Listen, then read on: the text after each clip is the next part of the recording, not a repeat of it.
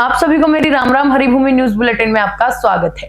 आज की वीडियो में हम सबसे पहले बात करते हैं आयुष्मान भारत योजना की। हरियाणा में आयुष्मान भारत योजना को बड़ा झटका लगा और राज्य के प्राइवेट अस्पतालों ने आयुष्मान कार्ड धारकों का इलाज रोक दिया। ये फैसला भारतीय चिकित्सा संघ यानी आईएमए की बैठक के बाद लिया गया, जिसमें सरकार के साथ बकाया राशि और उस पर लगने वाले ब्याज को लेकर सहमति नहीं बन पाई। इस कदम से हरियाणा के 1.35 करोड़ से भी ज्यादा आयुष्मान कार्ड धारक सीधे तौर पर प्रभावित होंगे। आईएमए हरियाणा और हरियाणा सरकार के अधिकारियों के बीच हुई ऑनलाइन बैठक में ये मुद्दा मुख्य रूप से उठा। हालांकि बैठक के बाद सरकार ने अस्पतालों का 245 करोड़ रुपए बकाया जारी कर दिया, लेकिन ये कुल बकाया का सिर्फ एक हिस्सा है। अस्पतालों का अभी भी लगभग 490 करोड़ रुपए बकाया है और आईएमए ने सरकार से मांग की थी कि देरी से भुगतान पर अनुबंध के अनुसार ब्याज दिया जाए, लेकिन सरकार ने इसे देने से साफ इनकार कर दिया। सरकार ने यह भी कहा कि बकाया राशि के लिए 22 अगस्त को विधानसभा के मानसून सत्र में अनुपूरक बजट की मांग रखी जाएगी, लेकिन ये स्पष्ट नहीं किया कि कितना बजट मिलेगा।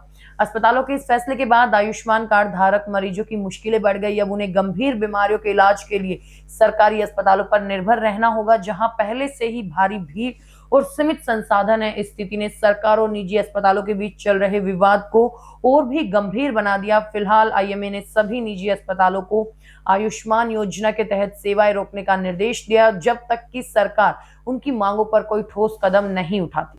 अब खबर हरियाणवी सिंगर मासूम शर्मा की। हरियाणवी सिंगर एक बार फिर विवादों में है। सोनीपत में कार्यक्रम के दौरान एक युवक ने मासूम शर्मा पर बदसलूकी और अभद्र भाषा के प्रयोग का आरोप लगाया और युवक का नाम दिनेश बॉक्सर है। उसने सोशल मीडिया पर वीडियो जारी कर यह दावा किया। वीडियो ने दिनेश बॉक्सर ने बताया कि उन्होंने अपने भाइयों से वीडियो कॉल पर मासूम शर्मा की बात कराने की कोशिश की, लेकिन मासूम ने न सिर्फ उनका फोन झटक दिया बल्कि गाली भी दी। आरोप लगाया कि मशहूर होने के बाद मासूम शर्मा समाज का अपमान कर रहे हैं और वो अक्सर नशे में रहते हैं। दिनेश ने चेतावनी देते हुए कहा कि वो सिद्धू मूसेवाला बनने की कोशिश ना करे। ये कोई पहला मामला नहीं है। इससे पहले भी 22 मार्च को गुरुग्राम में एक फैन को गाली देने का वीडियो वायरल हुआ था, जिसके बाद मासूम शर्मा ने माफी भी मांगी थी। अब खेल जगत का समाचार। हरियाणा की अंतर्राष्ट्रीय रेसलर पूजा ढांडा ने हिसार के बिजनेसमैन अभिषेक बुरा से सगाई कर ली। गुरुवार को हिसार के ताज पैलेस में दोनों ने एक दूसरे को अंगूठी पहनाई। ये एक अरेंज मैरिज और उनकी शादी 13 नवंबर को होगी। पूजा ढांडा एक शानदार खिलाड़ी रही। उन्होंने यूथ ओलंपिक में रजत पदक और कॉमनवेल्थ गेम्स में कई पदक जीते हैं। उनका करियर इसलिए भी खास है क्योंकि उन्होंने आमिर खान की फिल्म दंगल का ऑफर ठुकरा दिया ताकि वो अपनी कुश्ती पर ध्यान केंद्रित कर सकें। फिलहाल पूजा हिसार के महावीर स्टेडियम में सीनियर कुश्ती ट्रेनर के रूप में बच्चों को प्रशिक्षण दे रही हैं। अब बात करते हैं एनआईए की छापेमारी की। राष्ट्रीय जांच एजेंसी ने यमुनानगर के रादौर स्थित जगूड़ी गांव में एक ट्रैवल एजेंट के घर पर छापेमारी की। ये कार्रवाई अवैध तरीके से लोगों को विदेश भेजने के मामले में की गई। आरोपी ट्रैवल एजेंट जय कुमार घर पर नहीं मिला क्योंकि वो फिलहाल विदेश में है। सुबह 6 बजे शुरू हुई ये कार्रवाई करीब 4 घंटे तक चली और इस दौरान एनआईए टीम ने परिजनों से गहन पूछताछ की। टीम ने घर के दस्तावेजों और इलेक्ट्रॉनिक उपकरणों की भी जांच की। तलाशी के दौरान एक मोबाइल फोन जब्त किया गया, जिसका इस्तेमाल आरोपी डीलिंग के लिए करता था। बताया गया है कि जय कुमार के खिलाफ पहले भी धोखाधड़ी का एक मामला दर्ज है और इस छापेमारी से पूरे गांव में हड़कंप मच गया। पिछले महीने भी इस इलाके से एक अन्य ट्रैवल एजेंट के घर से 51 लाख रुपए नगद बरामद हुए थे। अब अगली खबर हरियाणा पंजाब जल बंटवारे से संबंधित है और पंजाब में भाखड़ा ब्यास मैनेजमेंट बोर्ड यानी बीबीएमबी के प्रोजेक्ट्स पर अब केंद्रीय औद्योगिक सुरक्षा बल यानी सीआईएसएफ की तैनाती की तैयारी चल रही है और केंद्र सरकार के इस फैसले से पंजाब और हरियाणा के बीच पानी के बंटवारे को लेकर विवाद और गहरा गया है। सीआईएसएफ की एक टीम 11 और 12 अगस्त को नंगल का दौरा करेगी, जिसकी अगुवाई एक आईजी स्तर के अधिकारी करेंगे। पंजाब सरकार ने इस फैसले पर कड़ी आपत्ति जताई और उनका कहना है कि जब पंजाब पुलिस कई सालों से मुफ्त सुरक्षा दे रही है तो सीआईएसएफ की क्या जरूरत है। और सरकार ने आरोप लगाया है कि केंद्र सरकार पानी चोरी कर हरियाणा को देने की कोशिश कर रही है। गौरतलब है कि मई में पानी विवाद के दौरान आप समर्थकों ने बीबीएमबी के चेयरमैन का घेराव किया था, जिसके बाद यह आदेश जारी हुआ। फिलहाल बीबीएमबी की सुरक्षा की जिम्मेदारी हिमाचल और पंजाब पुलिस के पास है। अब बात करते हैं हरियाणा की जेलों में मोबाइल फोन मिलने की। जी हां, हरियाणा की 5 जेलों से 23 मोबाइल फोन मिलने के बाद हड़कंप मच गया।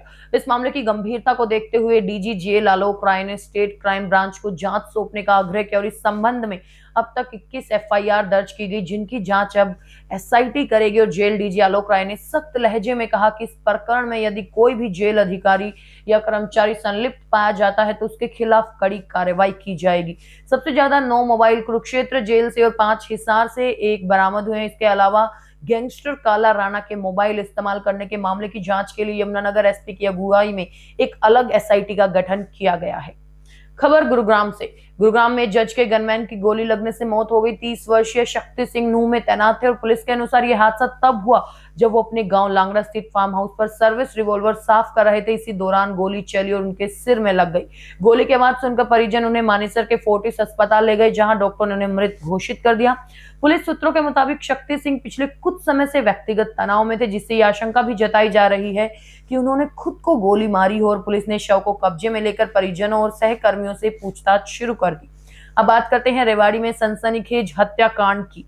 रेवाड़ी में बुधवार रात 2 बजे गांव जैनाबाद में सीआरपीएफ के रिटायर्ड सब इंस्पेक्टर निहाल सिंह की उनके ही घर में हत्या कर दी गई और बाइक पर आए 2 नकाबपोश बदमाशों ने रात में घर का दरवाजा खटखटाया।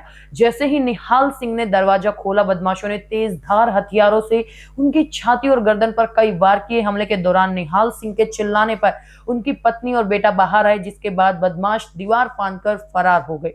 परिजनों ने पुलिस को एक सीसीटीवी फुटेज सौंपी, जिसमें बदमाशों के चेहरे दिखाई दे रहे हैं। पुलिस मामले की जांच कर रही है और आशंका जताई जा रही है कि यह हमला मृतक के बेटे की किसी रंजिश का नतीजा हो सकता है। फिलहाल पुलिस हमलावरों की तलाश में जुटी हुई है। अंत में बात करते हैं सिख संग्रहालय की। हरियाणा सरकार कुरुक्षेत्र में एक बड़ा सिख संग्रहालय बनाने की तैयारी कर रही है और पंजाब के प्रसिद्ध विरासत ए खालसा की थीम पर आधारित ये संग्रहालय लगभग 3 एकड़ में फैला होगा। इसकी लागत 115 करोड़ रुपए होगी। इसके साथ ही 5 एकड़ में गुरु रविदास संग्रहालय का निर्माण भी किया जाएगा। सूत्रों के मुताबिक इस संग्रहालय की आधारशिला इसी साल नवंबर में रखी जाएगी और ये 2 साल में बनकर तैयार हो जाएगा। इसमें ऑडियो विजुअल माध्यमों से सिख धर्म के इतिहास, खालसा के उदय और महाराजा रणजीत सिंह के साम्राज्य को दर्शाया जाएगा। इस प्रोजेक्ट का उद्देश्य सिख समुदाय के इतिहास और संस्कृति को उजागर करना है और मुख्यमंत्री नायब सिंह सैनी लगातार इस योजना पर काम कर रहे हैं, जो पंजाब में भाजपा की चुनावी रणनीति का भी हिस्सा माना जा रहा है। हरियाणा की ऐसी ही मुख्य खबरों से जुड़े रहने के लिए हमारे चैनल पर बने रहिए। वीडियो अगर पसंद आया हो तो उसे लाइक करें, शेयर करें, सब्सक्राइब करें। खबर को अगर विस्तार से जानना है तो हरिभूमि अखबार पढ़ें या फिर हरिभूमि वेबसाइट पर जाएं।